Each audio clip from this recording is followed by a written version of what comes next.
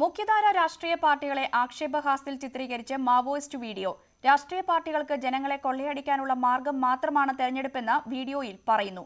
സിപിഎമ്മും കോൺഗ്രസും പണം നൽകി വോട്ട് നേടുന്നുവെന്നും വീഡിയോ പറയുന്നു. മുഖ്യധാര രാഷ്ട്രീയ പാർട്ടികളെ ആക്ഷേപിച്ചാണ് മാവോയിസ്റ്റ് സംഘം വീഡിയോ ചിത്രീകരിച്ചിരിക്കുന്നത്. ജനങ്ങളെ കൊള്ളയടിക്കാനുള്ള മാർഗമായി രാഷ്ട്രീയ പാർട്ടികൾ തെരഞ്ഞെടുപ്പിനെ കാണുന്നുവെന്നും തെരഞ്ഞെടുപ്പ് കഴിഞ്ഞാൽ ഇവർ ജനങ്ങളെ മറക്കുന്നുവെന്നും വീഡിയോയിൽ പറയുന്നു. CPIM കോൺഗ്രസ് പാർട്ടികളുടെ പ്രവർത്തനത്തെയും നാടകത്തിൽ വിമർശിക്കുന്നുണ്ട്. പേരിൽ മാത്രമാണ് കമ്മ്യൂണിസം ഉള്ളതെന്നും പറയുന്നു.